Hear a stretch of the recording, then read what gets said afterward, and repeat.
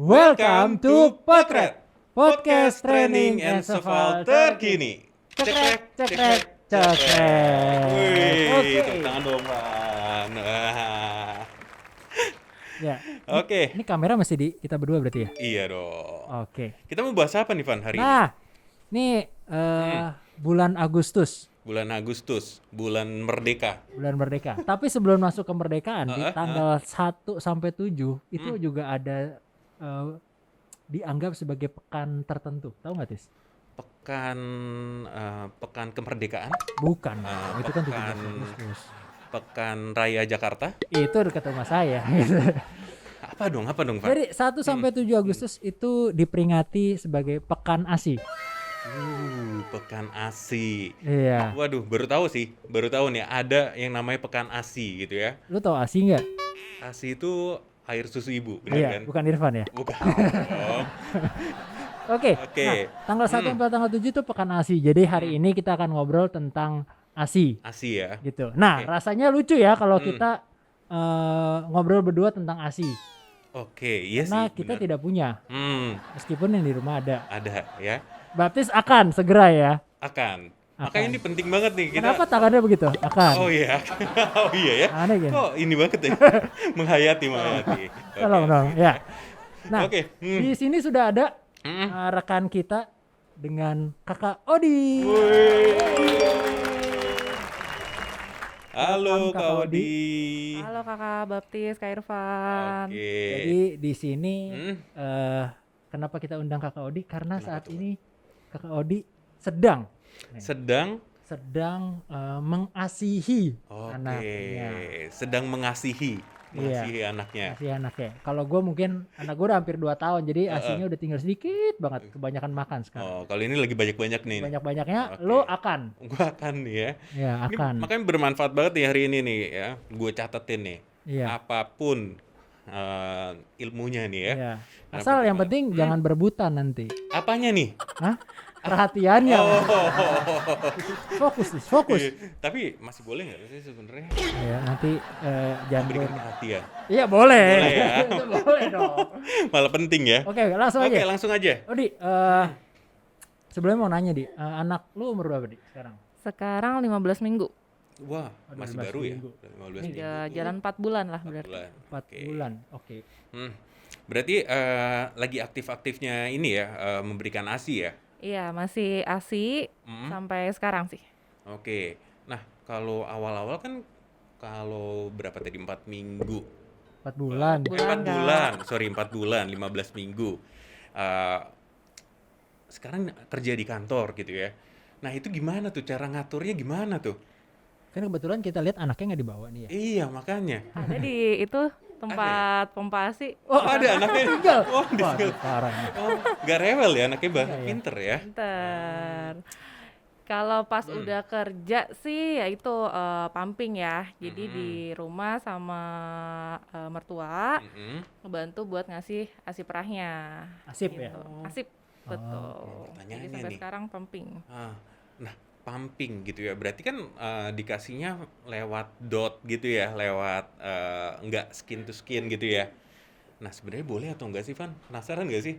Nah, nanti mungkin kita tanya tanya sama yang lebih pakar gitu ya. Iya, Tapi iya, sebelum benar-benar. sampai ke sana, tadi bilang pakai apa? Pakai dot, Pakai dot, botol benar. gitu. ya. Botol. Anaknya Odi pakai tumbler soalnya. Pakai tumbler, wah keren ya. Campur kopi ya, jadi susu gitu. Emaknya suka minum kopi. Oh gitu. iya, Jadi benar-benar. pakai tumbler. Nah, Odi boleh tanya nggak di? Kan ya kita tahu lah ya di luar sana mungkin ada yang anak dikasih ASI, mungkin ada yang campur, ada yang full sufor gitu. Nah dari kita nggak bahas kenapa dia sufor dan lain-lain, kita nggak bahas. Karena lagi pekan ASI kita mau nanya, Odi sendiri kenapa sampai akhirnya oke, saya untuk anak saya kasihnya ASI.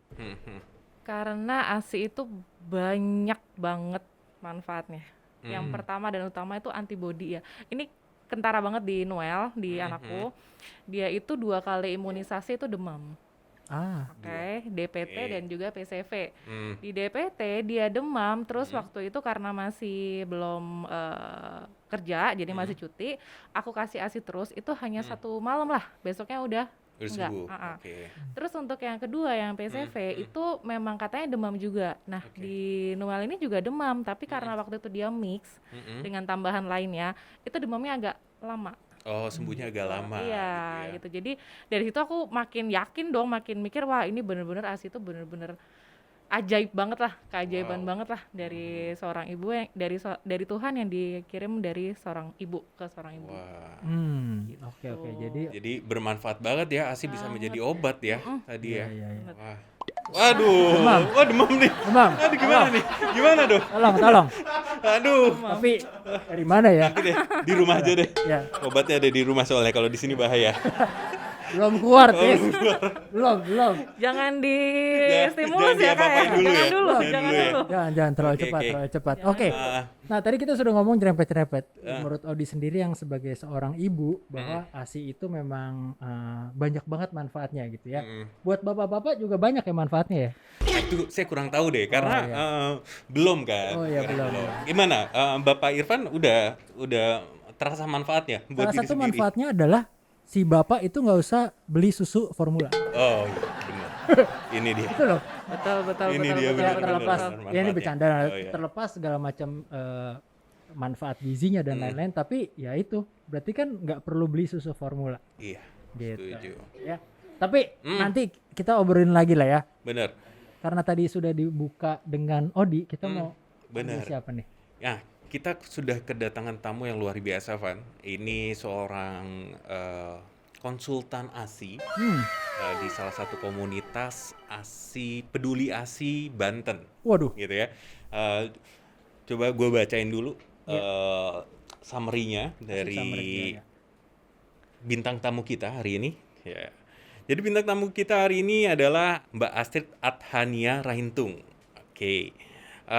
Sedikit tentang profilnya. Jadi Mbak Astrid ini seorang praktisi kesehatan masyarakat yang sudah berkecimpung selama kurang lebih 12 tahun, Van. Wah, di bidang manajemen dan program kesehatan ibu dan anak.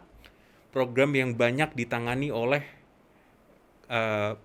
program yang banyak ditangani adalah program kesehatan ibu dan bayi yang baru lahir, penyakit menular, dan pemberdayaan perempuan.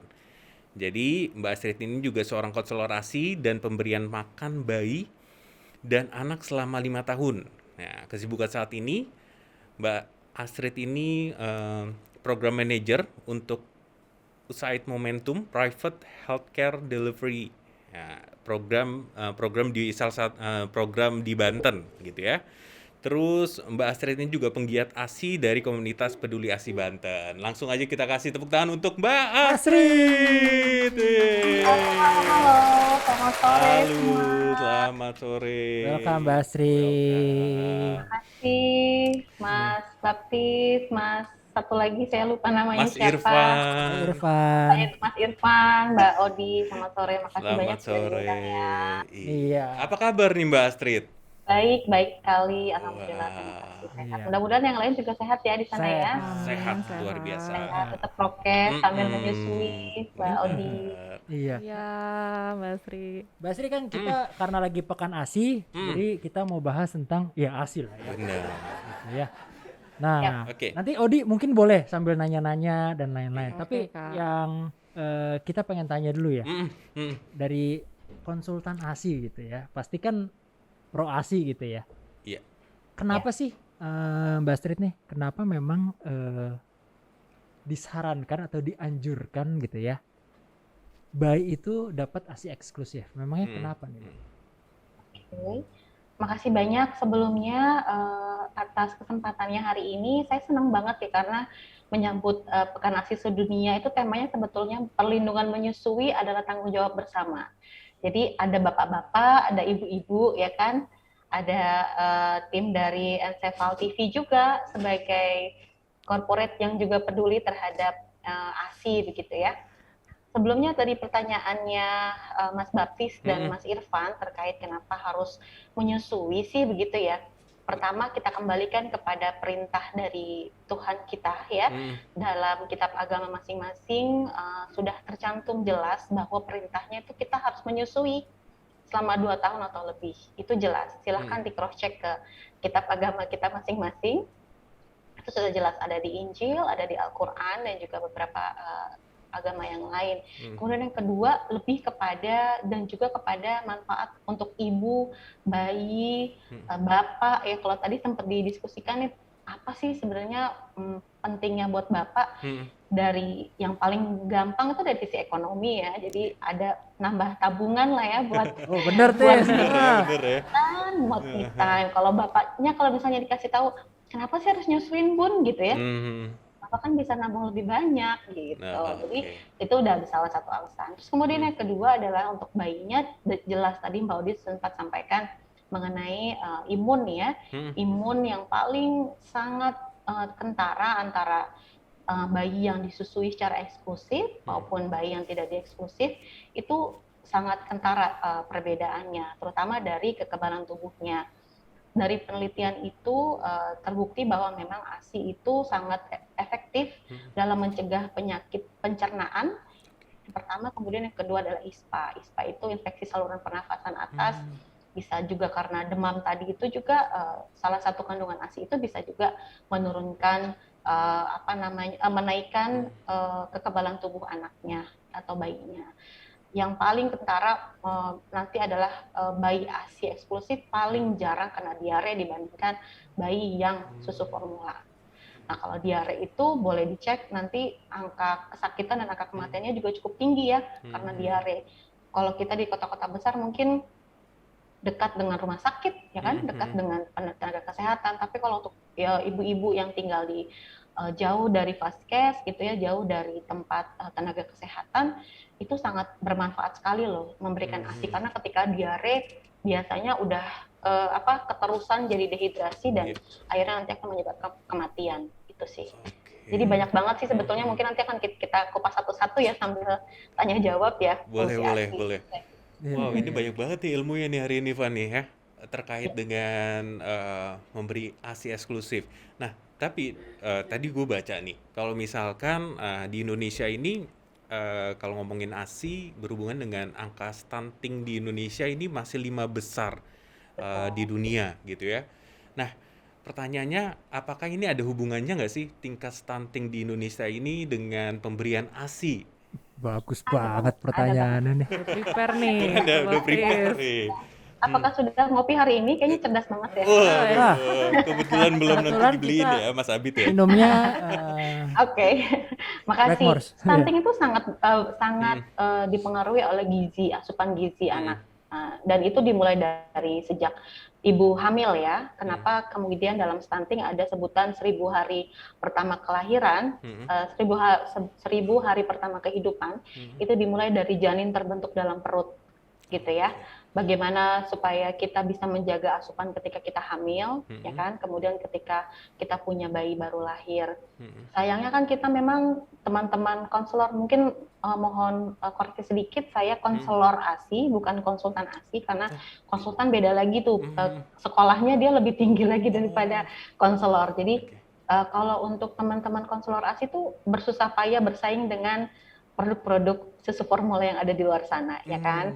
Jadi yang ada janjinya lebih cerdas daripada anak yang tidak minum itu, begitu kan? Kemudian perkembangannya pasti lebih pesat daripada anak yang tidak minum susu itu. Jadi kita mempromosikan sesuatu yang gratis itu justru bersusah payah begitu ya, kalah sama susu-susu yang komersil begitu. Nah, sayangnya memang karena pendidikan dan juga konseling juga kepada ibu-ibu yang baru punya bayi itu cukup kurang ya, sehingga memang akhirnya mereka yang merasa bahwa ASI-nya tidak keluar di awal-awal kelahiran memilih memberikan susu formula. Nah, susu formula ini kan nanti tergantung keuangan dari orang tuanya ya. Misalnya pun dibelikan susu formula A, tapi ketika menyeduhnya sangat encer begitu ya, sehingga gizinya tentu tidak cukup, ya kan. Lalu misalnya airnya tidak bersih sehingga anaknya lebih sering diare daripada tidak diarenya, sehingga gizi-gizi nutrisi yang masuk itu justru jauh lebih besar yang keluar daripada yang masuk begitu. Jadi stunting itu sangat dipengaruhi oleh pemberian ASI di awal-awal kelahiran ya. Nanti nanti bisa dilihat beberapa banyak sekali penelitian membuktikan bahwa memang berat badan anak yang dapat ASI itu jauh progresnya ya. Dilihat dari proporsi tubuhnya ya, bukan dilihat dari, kadang dibilang anak yang gendut itu anak yang sehat gitu ya, tapi kita lihat lagi dia minum apa. Kalau misalnya dia minum susu formula, boleh dicek kandungan dalamnya tuh lebih banyak gula apa lebih banyak susu gitu. Iya. Nah tadi bener nih kalau Gimana, dibilang bahwa mungkin ibu-ibu itu cenderung langsung kasih susu formula karena ada pikiran aduh asinya nggak keluar dan lain-lain gitu ya. Nah Odi sendiri nih waktu itu ketika jebrot Jebrot tuh gimana tuh jebrot? Begitu keluar. Nah apakah asinya langsung keluar?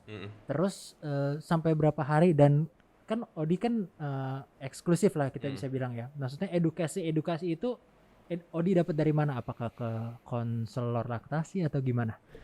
Oke, jadi waktu pas hamil itu di sekitar minggu 37-38 itu memang udah mulai kasih stimulan lah biar asinya keluar gitu. Ini antara mungkin Mbak Asri boleh bantu ya, ini sebenarnya boleh apa enggak sih, karena kalau dulu itu aku menstimulan nih jadi biar nggak panik ketika lahiran, dan puji Tuhan ketika lahir langsung keluar asinya gitu, langsung keluar sampai aku full eksklusif itu 1 bulan.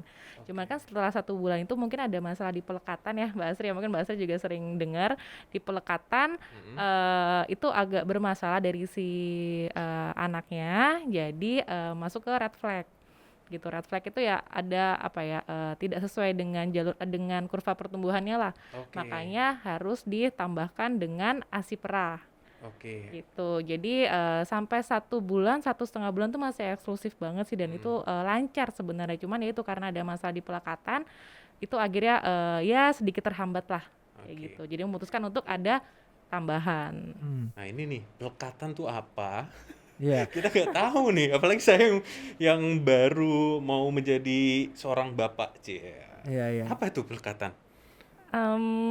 Gimana ya? Jadi Bingung. Nih gue bantu. Gimana, Pak? Mungkin Odi jawabnya gak enak gitu ya. Oh iya, gimana? Nih bantu koreksi ya Mbak Astrid. Ini kebetulan gue punya istri gitu. Jadi memang kenapa pelekatan itu jadi penting, karena gak boleh pakai peragaan tangan ya. Aduh, gue salah nanya nih jangan-jangan. Kalau pelekatannya tidak benar, itu hanya menyebabkan putingnya luka. betul. Nah ketika putingnya luka, intinya kan puting itu masuk ke mulut bayi. Putingnya masuk, tapi susunya tidak keluar. Makanya kenapa berat badannya mungkin nggak masuk ke dalam kurva karena asinya nggak ada yang masuk gitu. Betul. Dan itu mempengaruhi produksi ASI juga loh. Betul. Jadi ternyata posisi bayi ketika menyusui juga harus benar gitu ya supaya keluar. Wah. Betul. Dan itu memang harusnya dari sebelum lahiran itu harus banyak-banyak literasi sih, baik dari suami atau dari istrinya. Jadi biar bisa saling share nih. Oh mungkin karena ini, terus banyak kan ngobrol juga sama mungkin teman-temannya yang udah menyusui dulu, atau bahkan ke Mbak Asri juga nih selaku konselor laktasi gitu. Nah Mbak Asri mau nanya lagi, balik ke Mbak Asri ini. Nah dari Mbak Asri sendiri sebetulnya ketika ada nggak sih, kan Mbak Astrid tadi dari apa sih, pegiat ASI atau gitu-gitu ya, maksudnya ada nggak sih program-program yang edukasi yang diberikan untuk ibu-ibu yang akan segera menyusui? Sebetulnya ada nggak sih? Karena sayang banget nih kan ya, kita tahu sama-sama ASI itu tadi Odi bilang baik, Mbak Astrid juga bilang itu baik gitu. Cuman kan sayang kalau karena edukasinya kurang, bayi itu tidak dapat gizi yang seharusnya dia dapat gitu loh Mbak. Kira-kira gimana Mbak? Ya, banyak sekali komunitas-komunitas serupa seperti saya ya. Komunitas peduli ASI Banten, ada di Banten. Kalau di nasional ada AIMI, kemudian di Jawa Barat juga ada AIMI Jawa Barat, AIMI Jawa Timur, macam-macam sih ya teman-teman yang sudah mendirikan organisasi atau perkumpulan untuk membantu ibu-ibu yang ada kesulitan ya dalam menyusui. Sayangnya memang kalau kegiatan sih kita suka banyak ya, konseling, kemudian edukasi ya, dalam apalagi nanti dalam Pekan ASI Sedunia ini kita banyak sekali kegiatan-kegiatan baik live Instagram, kemudian juga webinar. Sebetulnya informasi itu sudah banyak sekali tersosialisasikan ya, baik lewat sosial media, kemudian dari informasi-informasi di media massa juga sudah banyak. Hanya saja memang apa ya, tantangannya kepada kegigihan ibu itu sih sebenarnya. Kadang-kadang kalau misalnya dia tidak disupport dengan baik ya, kenapa Pekan ASI Sedunia tahun ini temanya adalah tanggung jawab bersama. Saya senang tuh tadi Mas Irfan udah hafal banget tuh apa namanya pelekatan gitu ya. Kayaknya siap nambah satu lagi atau mau nambah berapa lagi? Nambah 5 lagi katanya. Mau tambah 5 lagi boleh. Jadi karena memang suami dan orang tua ya kadang-kadang juga jadi penghalang sih dalam pemberian ASI. Ketika misalnya anaknya rewel kayak di awal-awal kasusnya Mbak Odi tadi ya, anaknya pasti sering rewel, sering nangis karena ASINya lebih banyaknya cuman empengin aja ya, payudaranya cuman diempengin aja, bukan menyusui, sehingga berat badannya tidak naik secara maksimal gitu. Tapi kalau misalnya kita cerita sama orang tua gitu ya, kalau misalnya di daerah saya sih, kalau ada kasus seperti itu pasti ibunya langsung, kayak kita langsung beli susu ini aja di PIT gitu kan, di sesuatu toko gitu kan, yang dimana memang tinggal mau beli. Nggak boleh nyebut ini ya, nggak boleh nyebut merek ya. Nanti kita sensor. Tit. Kalau kita mau beli mie instan pun di situ sebelahan raknya dengan susu formula ya. Jadi lebih gampang menemui susu formula dibandingkan untuk mempertahankan bahwa saya harus menyusui dengan keras kepala gitu. Gimana cara kita mempertahankan?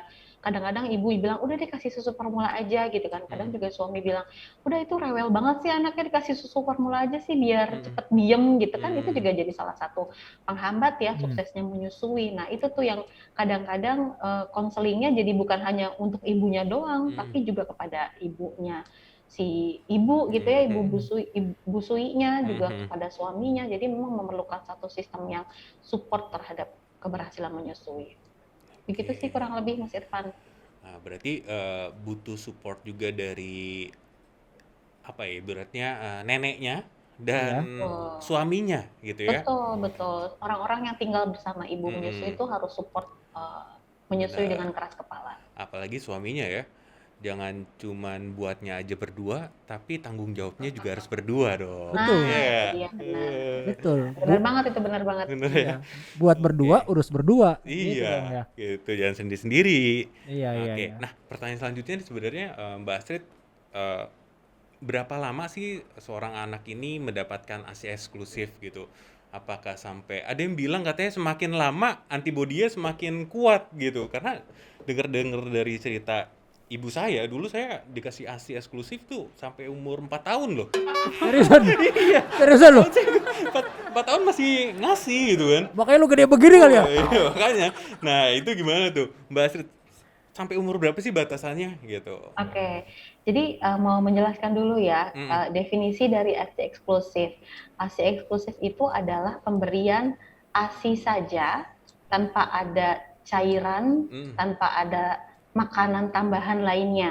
Jadi kalau misalnya anaknya Mas Irfan misal ya, atau anaknya Mbak Odi gitu ya, anaknya Mbak Odi hanya diberikan ASI, itu namanya ASI eksklusif. Tapi kalau misalnya udah baru lahir, udah dapat air putih atau madu, atau misalnya susu formula, itu namanya bukan eksklusif.